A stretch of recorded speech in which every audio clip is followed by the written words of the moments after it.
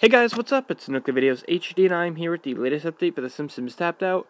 Today we're here in Act 1, Part 3 of the Christmas Update 2017, where in the previous two videos we went through and completed the questline for Act 1. So in today's video we're going to go through and get the content portion of the update. That's going to include all the items available through the store, as well as the items that we can win by completing the regifting machine. So without further ado, let's get to it. So I think we'll do the regifting machine first, just to get that out of the way. But before I start with that, I have to mention something really quick about the store. So if you guys remember in the previous video, I think it was part 2, we had a little pop-up message that said there was like a holiday bazaar section of the store. And I thought that I looked, but I must have overlooked it because I see now that we have this little section down here in the bottom right corner where if you click on that, pretty much just have all this bizarre holiday stuff. None of it is new, so we won't be going over any of it specifically. It's all just returning items, some for rebates, others for not. I believe some of the items are not even returning items. Like, I think the Rigelian chalk outline is always available. I'm not 100% sure about that, though. But I know that a lot of these are returning items, and none of them are new. So that's that. I figured I'd just mention it, just because I kind of overlooked it in the previous video. Okay, so that being said, let's go through and finish up with the regifting machine. So I've already gone through and done the first 5 wins for this. We have one more left before we can check out the prizes we can unlock. So we'll go and do that right now.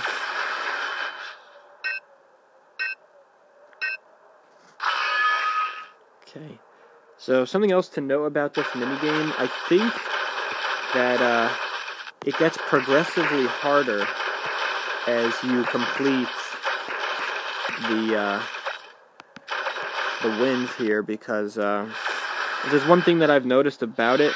It definitely seems to have gotten a little harder as opposed to when we first began playing it. So, okay, so here's the mystery box thing now that we have. I'll take a little quick screenshot of that. Seems like we have a lot of prizes for this. And since it's a mystery box kind of thing, I guess you're going to have to... oh, I guess we don't have that much prizes. It looked like we did. But anyway, I guess you need to keep playing the regifting machine to be able to play this minigame, I guess, once every 6 times. And then, obviously, you unlock these prizes by doing that. So, what we have is we have ice tiles, a small snowy Christmas hill, a free land token, a large snowy Christmas hill, and yet again, just more of those snow tiles, or ice tiles, rather. So I'm not 100% sure what the ice tiles are.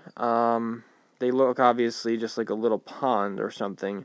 I'm thinking that they're going to be just like the rivers, but ice, obviously. So I'm not 100% sure how that's going to work, just because, you know, the rivers we have during Christmas are already ice, and it wouldn't make sense to have ice during any other time of year but winter. But I guess if we unlock one, we'll check out what it does. So we'll play this, and we won some ice tokens, which is good. So we'll collect those and place them down and see what they do. I guess they're over here in my storage. So yeah, not 100% sure what they are. Let's just check out water and see how similar water is. Oh, okay. You know what, actually? Okay. Alright. So the ice tiles are actually different. I made a mistake. I thought that they were the same as the frozen river. So I guess, alright. Now that I see, that makes sense. Okay, so instead of these being a little, being a river that's frozen over, it's literally just ice. So I'm not sure where you can place that other than the grass. Can you place it on... Okay, so you can place it... Oh, I guess you can't place it on the roads. I thought you could. Oh, alright. I guess not. But anyway, it's not like the rest of the tiles where you have an unlimited amount, at least not at this point in the game. So maybe after the update's over, you'll be able to have as many of them as you want. Obviously now you have a finite number of them, so use them wisely, but that's them. They don't do anything when you click on them. They don't crack or anything, so they kind of just sit there. But my mistake on thinking that they were exactly like the frozen over river. So that's going to be that for the regifting machine for now. Obviously, I'm going to have to play this thing a lot more times to show off the rest of the content. So I think what I'm going to do is I'll probably make a separate video about that, and we'll check those out that way. So now we can get the items available through the store. Let's see. So we have the manger here. Place this down. While that's loading in, we'll place something else down. We have a... Heads up! Actually, we'll do it one by one. Okay. Kaboom! So we got a new character. Does anyone know who that is? Rigelian Christ. Have you heard the good word about your upcoming conquest? Okay. So he goes into our aliens category and completes it. And when we click on him, he doesn't have any voice. Behold, I have come, your tentacled messiah, happy morphistic Quiznax indeed. Welcome out of egg sack, my son of Lord. Let me lick the birth slime off of you. Not now, mother. I have to spread the good word about conquering all other creatures in the universe. First, though I'm hungry, I believe the newborn of our species usually devour the father. In that case, bad news. Make Rigelian Christ go hungry. So he doesn't have any voice, and he has a quest line, but we're not going to go through it because it's unimportant to the progress of this. But he can go hungry for 4 hours, hunger to eat his father for 60 minutes, preach love and peace for 4 hours, be crucified by the internet for 8, hide from the world for 12, and turn delirium into wine for 24. So his little manger here. So when you click on that, it has obviously that holy song. Embodying love, peace, and understanding is the building task, and earns 90 cash and 10 XP every 4 hours. So, that's that. And let's see what's next in the store. We have the Rigelian North Pole. Okay, we'll place that down right here. It's pretty big. Really big, actually. Heads up! So that's where buildings come from. Kang, I have finally finished the North Pole for you to place Santa in. There are many sappy human movies that imply this place is a source of magic. And it is true, I can feel it in my bones. Well, not bones, more like our series of fluid-filled sacks, but you get the idea. Thank you, Kodos. Well, go ahead, try it out. Make Kodos enjoy the North Pole. So Kodos is going to go enjoy the new North Pole that we have built. And I guess there's no animation for that, but the chimneys start to smoke, which is the animation, I guess. And it's a pretty cool little building. We have a dead elf or something over there. I'm not sure what that's all about, but pretty cool. So when you click on it, the little chimey sound is the building sound. And pretending to deliver Christmas magic as the building task, it earns 10 of our Rigelian batteries every 8 hours. Pretty cool.